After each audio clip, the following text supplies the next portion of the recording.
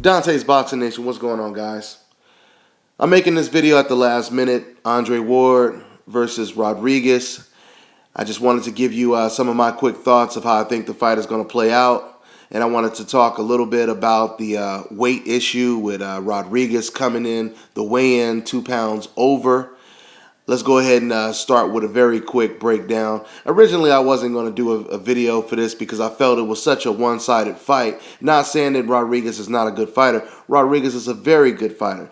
And if he was in the ring with probably 80% of all the other fighters in the boxing world, then this would be extremely competitive. But he's not in the ring with that type of fighter. He's in the ring with an extremely gifted, talented, pound-for-pound champion. All right, a very special fighter. Andre Ward is one of those very, very rare fighters that takes his craft seriously. Okay, there's only, like I said, about 3 fighters out right now that really analyzes everything that they do in the ring, and they completely think about everything, and they have this type of dedication to their craft that other fighters don't have. All right, Andre Ward is one of those fighters.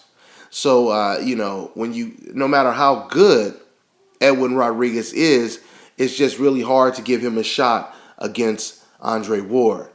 I see Andre Ward stopping Rodriguez in this fight. He should stop him. If he doesn't stop him, he's going to inflict a lot of damage on Rodriguez. Recently I've been talking a lot about fighters who cannot fight on the inside. And Andre Ward, he is one of those fighters that can fight on the inside exceptionally well. I think that's going to be his keys to victory in this fight. I think the first couple rounds he'll basically fill out Rodriguez, wait till the blueprint prints out completely, and then once he gets that blueprint, he's going to go to work. And that's when he's going to start working on the inside in the later rounds and basically smothering Rodriguez to where he can't breathe and eventually breaking him down. I wouldn't be surprised if Rodriguez quits on the stool or his corner stops it for him.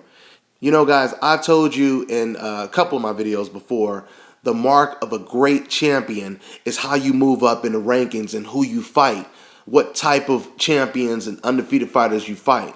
First, you go through the stage of fighting journeymen. Then you fight guys who may be around the same age, has the same record. Maybe he's undefeated like you are. You fight him. Then you start to fight the guys who have more experience than you, the champions. And you're coming in as a young lion. Your disadvantage is to fight someone who has the advantage, the experience that you don't have. So you take them out. Then you start to defend your title. Then the hardest thing to do as a great champion is start to fight or fend off the young, hungry lions that are coming after you. That's the hardest thing for a great champion to do.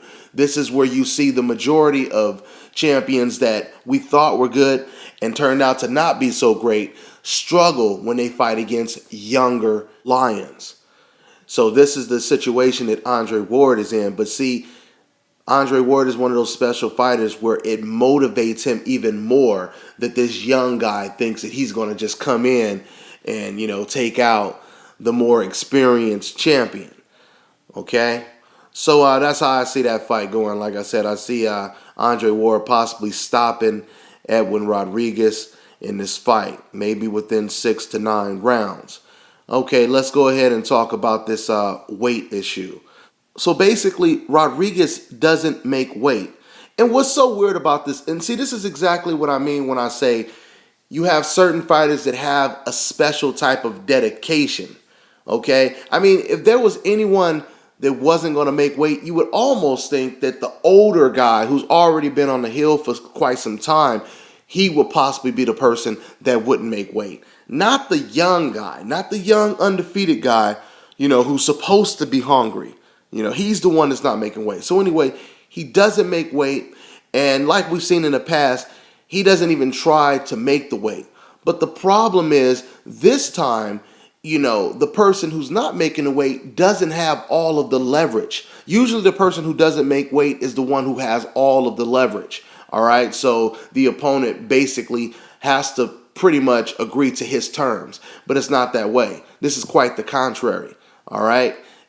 Edwin Rodriguez, he's not the champion. He's not the HBO star. So that kind of makes it even worse for Rodriguez to do something like this. And this is the reason why Team Ward, his attorneys, and everyone else, they completely took advantage of the situation by trying to force Team Rodriguez to pay a fine of 45% of his salary. Now, if you guys haven't read the article, basically he would have Rodriguez originally he would have had to pay 20% of his fine, but Team Ward and their attorneys, they found out that through WBA rules they can charge Rodriguez up to 45%. So I think it may be 35% now, but they said that if Rodriguez, if he refused to try to make the weight, which he didn't try to make the weight, then they can charge him up to 45% of his salary. All right. So look, man, this is the reason why you can't come into a championship bout thinking that you're just going to do whatever you want to do. This is not a situation, like I said before, where the champion is basically not making weight, like a Mikey Garcia, an Adrian Broner, a Canelo Alvarez against Matthew Hatton. This is a more rare situation where the challenger is fighting for someone else's title and he doesn't even come in prepared. All right? So, hey, man, that's karma, man. That's karma. You got to dedicate yourself to your craft. And Rodriguez is not showing enough dedication. And as far as I'm concerned, I don't think he even has a whole lot of confidence to win this fight. If you look at the stare down, as far as I'm concerned, even in the stare down, he doesn't look like he's as confident as Andre Ward when it comes to possibly winning this fight. He may be going in this fight with a little bit of concern. All right. So basically, that's the way I see this fight going, guys. I'll do a post-fight video after the fight is over with, as always. So, yeah, that's all I got on this one, guys. I'm on to the next one.